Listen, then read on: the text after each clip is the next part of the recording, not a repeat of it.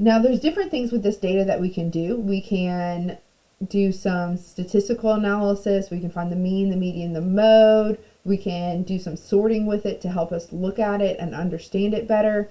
Notice I have all these resistor values kind of random. Maybe I want the data to be displayed such that the smallest resistors at the top and the largest resistors at the bottom.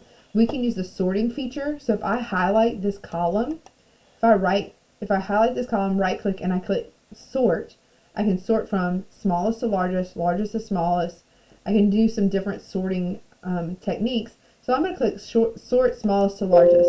Now it gave me this error because it noticed that there was information next to it. I'm going to ignore that. I'm just going to continue with the current selection because I want you to see what happens when I do that. If I hit sort, it sorted my resistors, and now my smallest one is at the top and my largest one is at the bottom, but notice it didn't update my resistor number. So that's what that error was telling me. It was saying it's only going to sort the column that you have selected. So I should have instead selected the entire set and then sorted it. So I'm going to click Control Z so that it goes back to my original order. I'm going to highlight both columns. I'm going to right click and I'm going to click sort. Now I can jump to these quick sorting tools, but I want to show y'all the custom sort because I think that's really useful. In the custom sort feature, it identifies your headings, and it won't include the headings in your sort, but it will allow you to choose the headings to identify what you want to sort by. So we want to sort by resistance and ohms, and we want to make it smallest to largest. So I'm going to click OK.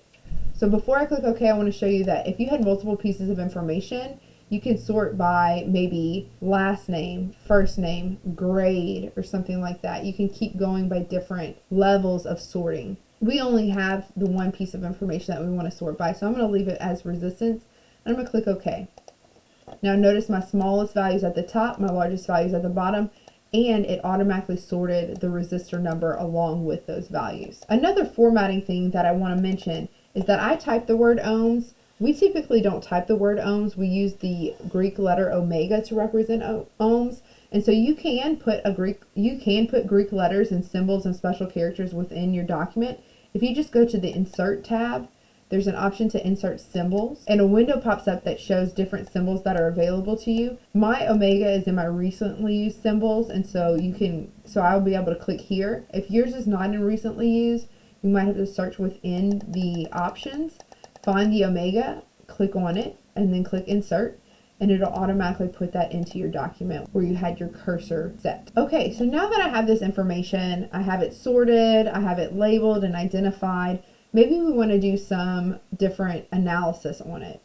So maybe we want to find the average value of all the resistors that we have. So I can get Excel to do that for me. I don't have to get a calculator out and punch those numbers in and get it to calculate it.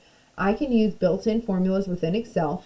Anytime you're doing some type of calculation or built-in formula, you'll always start with an equal sign, and then you can start typing it. If you know what the formula is, I know that is average. So I'm going to type the word average, open parentheses, highlight what the values are that I want it to average, close my parentheses and hit enter, and it should do the calculation for me. But also you should notice that I have this number here that's not labeled, so I should always label what I'm calculating so that I know what it is when I go back and look at it. So here's my average. Other things that you might want to do is a min.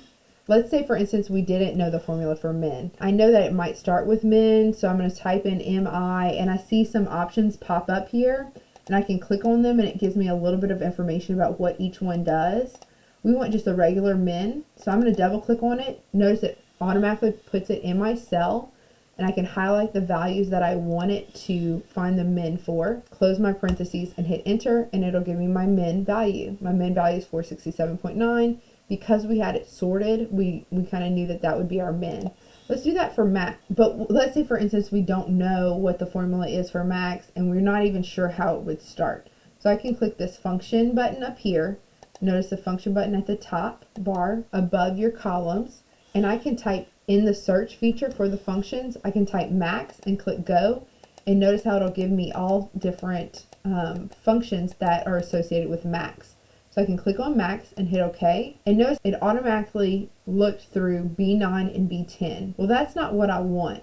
So Excel is very intuitive, it's very smart, but it's only as smart as you tell it to be. So you need to be cognizant of that, because you might actually have to go in and change what it intuitively thought you wanted. So I'm going to delete those values, and I'm going to highlight the actual values that I want to be included in my max formula. When I hit enter, it automatically calculates it. It's 473.4, and that's my max value. Now I want to make these labels a little bit more distinguishable, so I might make them bold, and maybe I might make them a color like purple or something like that. So I encourage you to play around with different formatting tools.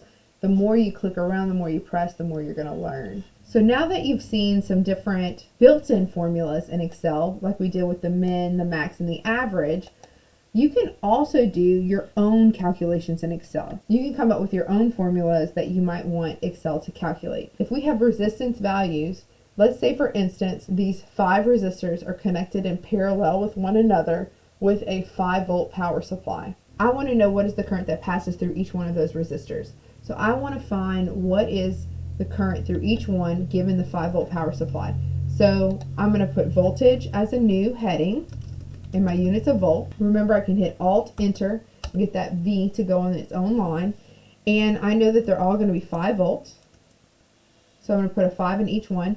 Now I didn't have to type those all in. I could have just put a 5 and then moved my cursor to the bottom right corner and drug it down. That makes it a lot easier, especially if you're going to have a lot more than just 5 as your sample size. And then from there, I want to find the current for each one of those values. So I'm going to say current, Alt Enter, open parentheses A, close parentheses for amps. And now I want to do the calculation. So when I did average, min, and max, I had a formula that it was using, the average or the min or the max formula. This is one that I'm making up. Even though it's Ohm's law and it is a formula, Excel doesn't know that. So I need to say, find the current given the voltage and the resistance. Knowing Ohm's law, I know that that is voltage divided by resistance. I need to do 5 volts divided by 467.9 ohms, 5 volts divided by 468.2 ohms, and so on. So I'm going to start with my equal sign. And instead of actually getting my calculator out, and instead of saying 5 divided by 467.9 is equal to, and then typing this in, 0.01069, I'm going to use Excel to do the calculation for me. Don't do more work than you have to do. Excel will do the calculations. Let Excel do it. So I'm going to start with equals, and then we want the voltage to be divided by the resistance. I could type it in, and I can say 5 divided by 467.9 and hit enter, and it'll do the calculation for me. However, this is not efficient, because what if we accidentally wrote 467.9 and it was supposed to be 466.9? It's not going to automatically update my current value. I need to use the cells for the calculations. So I'm going to go back, I'm going to erase that formula, and I'm going to start with my equal sign. And then I want cell C2 to be divided by cell B2. So I'm going to click on cell C2.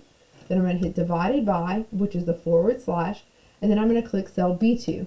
Now I could have typed that in. I could have said C2 divided by B2. As long as you type in the name, it'll recognize that. I'll hit enter, and it'll do the calculation for me, which is wonderful.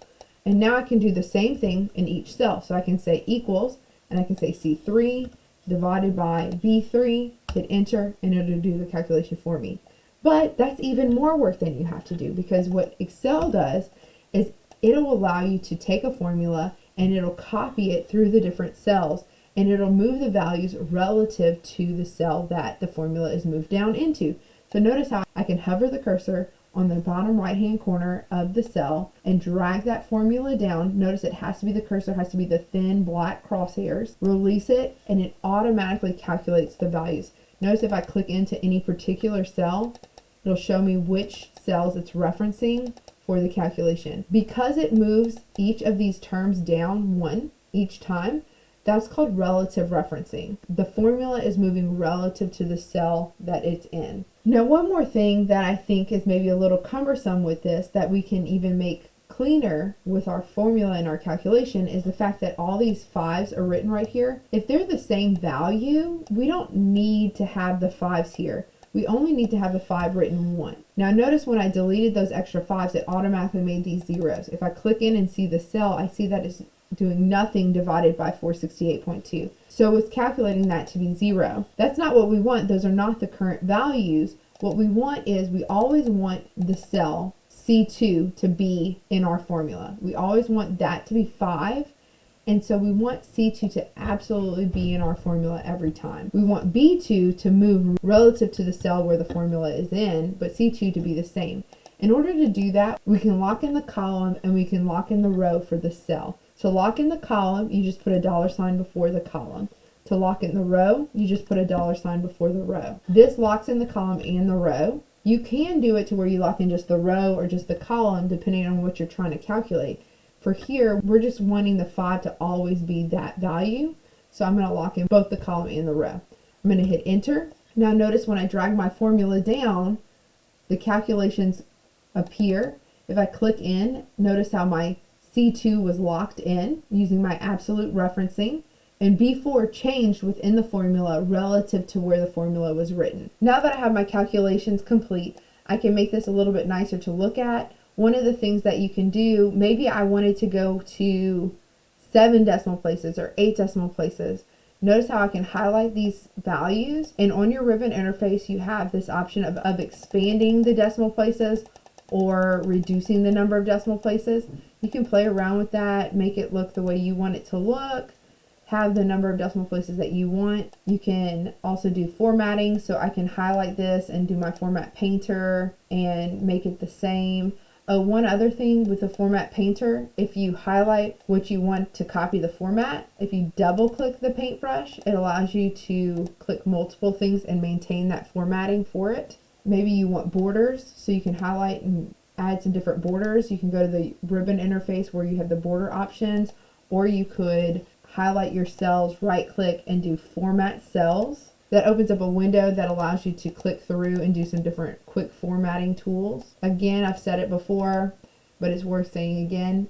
Click around, play around with different things. If you want to try something and try and make it look some certain way in Excel, just click around and play around with it.